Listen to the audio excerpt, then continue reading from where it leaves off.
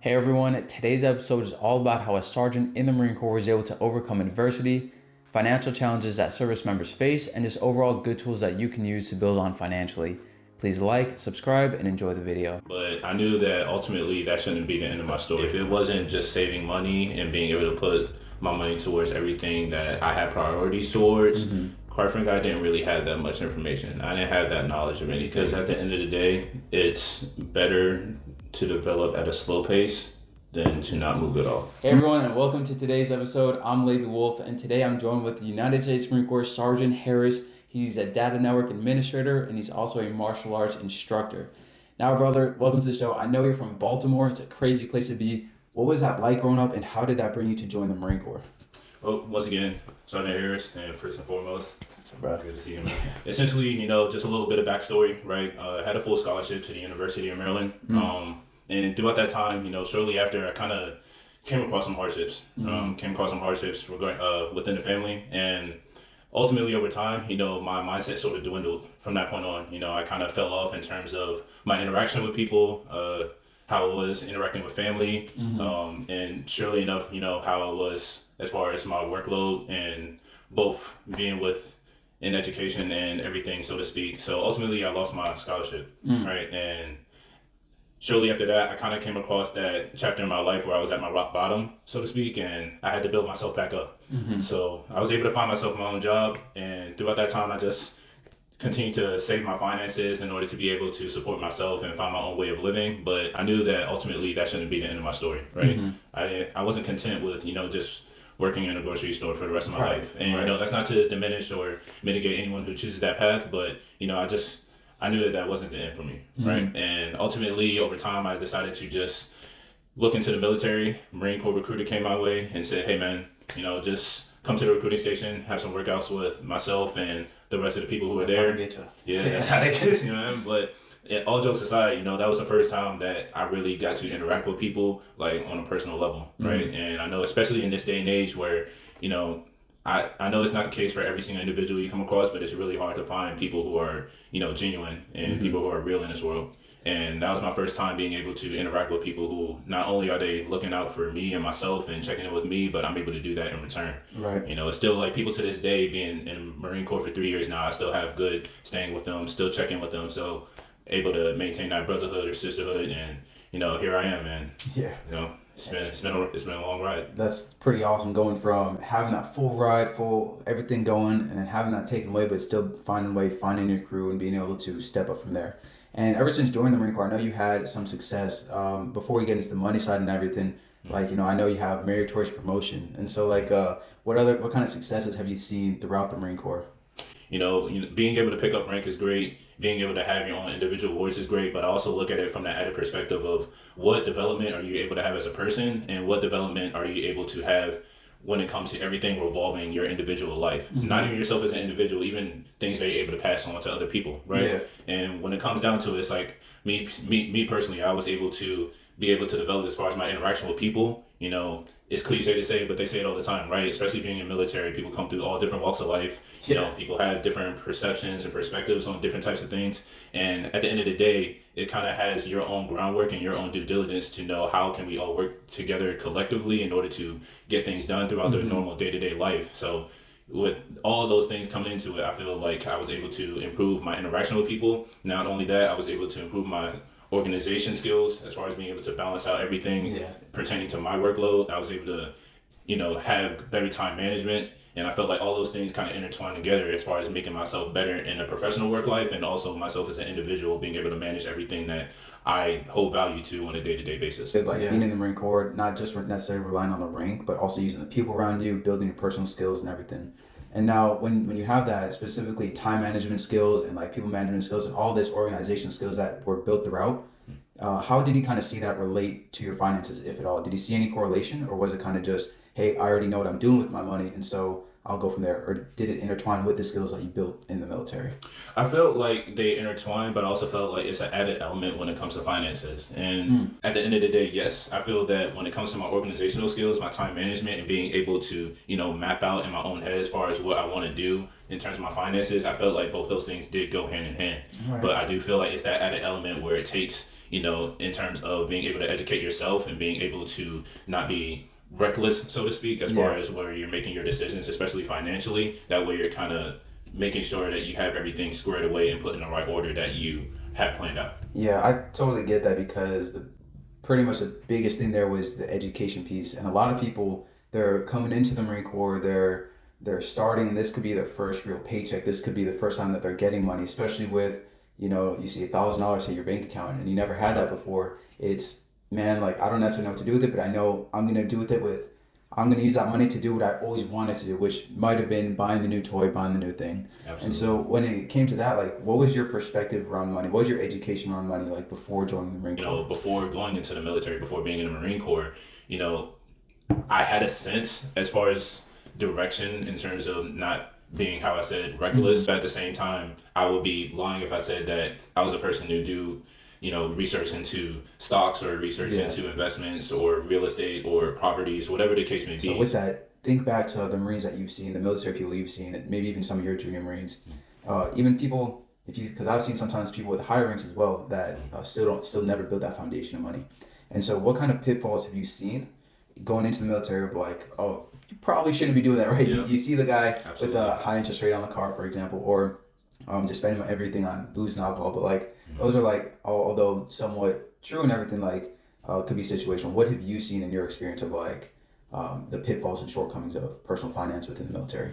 Absolutely. Well, honestly, the genuine answer is really the things that you already hinted towards, right? Mm-hmm. One of the things most commonly is budgeting, and I Mm. know that that's kind of like the typical The thing. cliches, That's kind yeah. of the typical cliche answer to give before you decide to put your signature on that piece of paper, or before you decide to send out that information pertaining to your money. Mm-hmm. Make sure that you either did your own due diligence pertaining to your research, or you go to other people who Mm-hmm. might already have taken that path or have been through that experience Yeah. that can now relay their own aspect or their own guidance before you decide to make your full decision. Yeah, I totally agree. And so, the biggest thing all that relates to is education around money, but also it could be with personal experience. Yep. Personally, when I went into stocks, like a whole bunch of stuff happened and everything. And then when I found safer assets and everything, build the foundation first, that's where I personally saw the best results. And so, personally, like a lot of people will go to the bank with their first paycheck and they might look at something like a CD or money market account. Before, like a few months ago, did you have any experience with that? What was like the extent of that, like money foundation for yourself and knowledge that is around that right now? Prior to everything, I didn't necessarily have the most amount of knowledge when it comes to anything outside of saving. If it wasn't just saving money and being able to put my money towards everything that I had priorities towards, quite frankly, I didn't really have that much information. I didn't have that knowledge of anything. I was the common person who, yes, I've heard about stocks. I've heard Yeah. about how people invest in real estate. I've heard about how people do trade-ins or whatever the case may be, right? I was the typical person. Yes, I have like a common knowledge of it, and I know to an extent how the system Yeah. works, but I never was really the person who did my research into it because, quite frankly, I wasn't really involved in it as much, you know. So at the end of the day, it really comes down to how I was saying prior, right? If it's something that you want to get into and it's something that you want to put your money towards, and as far as being able to build itself or being able to say that, yes, I think that that is the route that I want to take, then I think it's really coming down to, for one, do your due diligence, do your research, and then also go to other people as far as, hey, I know you've been involved in this. What is your experience like with this? What guidance can you give me? Can you point me in the right direction before I decide to go on this path? Right. So when it comes to all that, the biggest thing is actually applying it.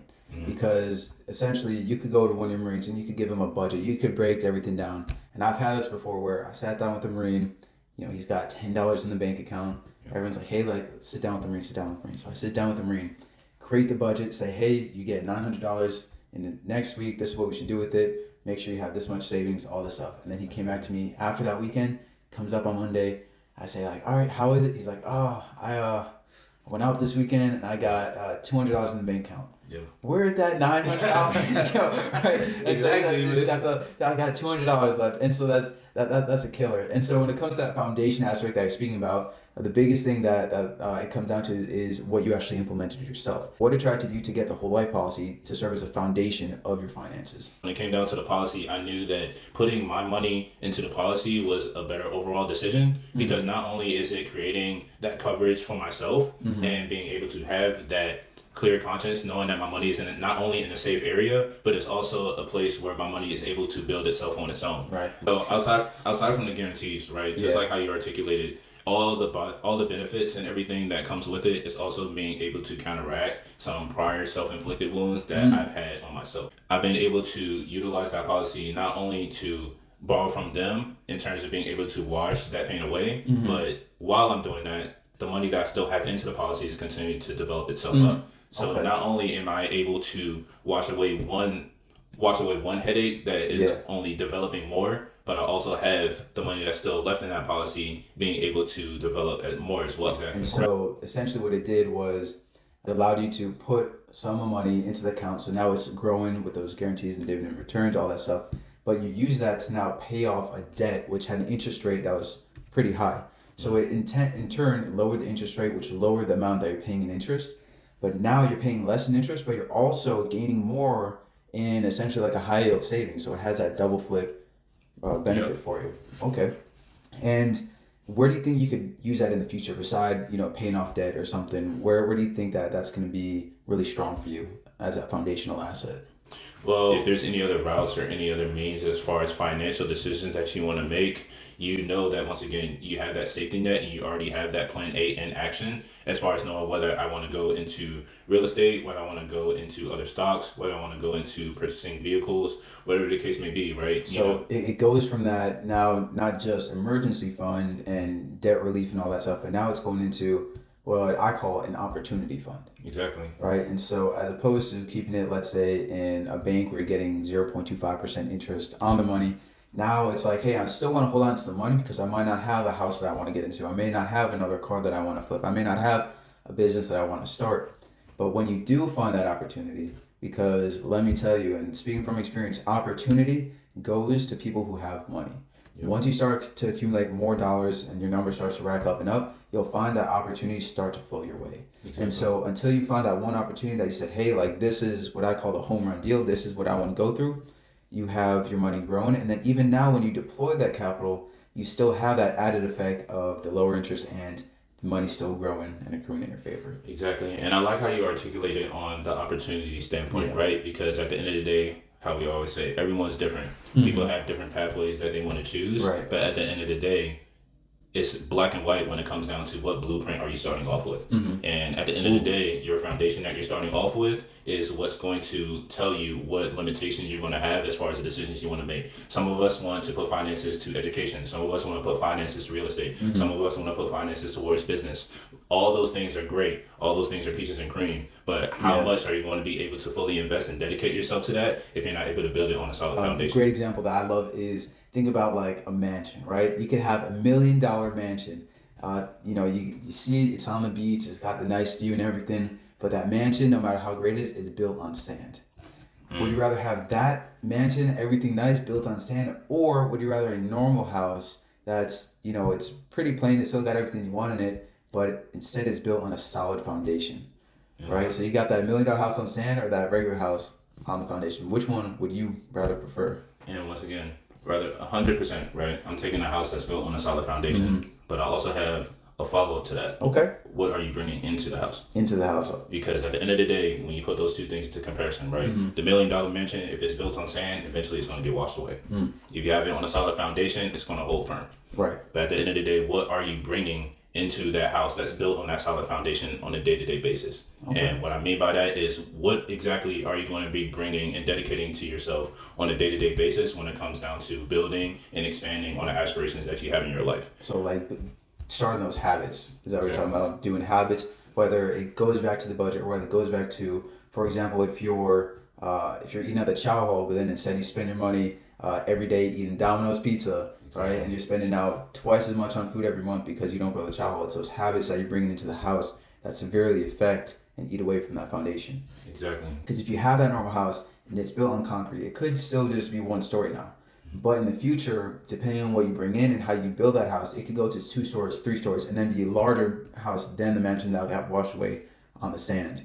Now, with that being said, do you see a use for the whole life policy for like the normal everyday Marine, soldier, sailor, whatever it is? Because do you think it's worth it if they're only saving $250, a few $100 every single month? I do think it's worth it because at the end of the day, it's better to develop at a slow pace than to not move at all.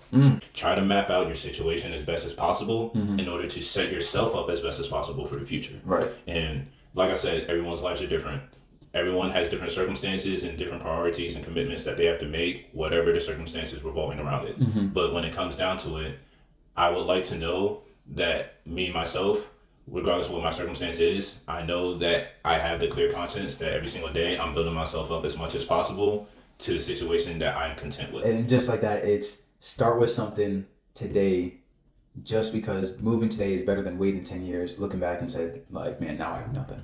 So building something, putting away that few hundred every single month is going to leave you with a few $1,000s at the end of the year. Which Exactly. having that, the biggest thing compared to, let's say, the TSP is that now you still have access to it. Exactly. You can still use it. And so having that, you're continually building the net that's always going to be there no matter what happens to you. If you stay in, if you get out, if you're 20 years old, if you're 30 years old, even if you're 55 years old, you don't have to wait till you're 59 and a half, 65 years old until you're retiring. It's something that you use every day that is always building and has the opportunity building for you. Absolutely. And the advice that I would say to everybody else, right? I make the phrase where I say, try to paint your big picture. Try to paint your big picture. Paint your big picture. And what I mean with that, let me expand on that, right? Try to map out as far as the aspirations that you have for your life in a general sense, and then how you're able to build on that on a step-by-step, day-by-day, week-by-week basis. And when it comes down to it, coming from a personal experience where I had to build myself from the ground up, it's really coming down to what aspirations do you have and what path are you choosing to get there. And at the end of the day, it's only going to begin when you decide to make that first step as far as building your foundation. All right, well, dude, I'm so glad that you're able to come on, talk a bit about, everywhere from how you started, kind of troubles that you went through, all that stuff, to where you are now, the things you've been learning, the steps you would take yourself, the steps you're taking now, and also some advice and stuff to put out there and help the people all around the military, whether they're married, whether they're single, whether in the barracks, out of the barracks, helping their families in a good position, in a not so good position, just how to be smarter with their money and go about and build their foundation in the smartest way possible. Building on a solid foundation and not building the mansion on sand. Absolutely. All right, brother, I appreciate it. I appreciate you. All right, I'll see you guys in the next one.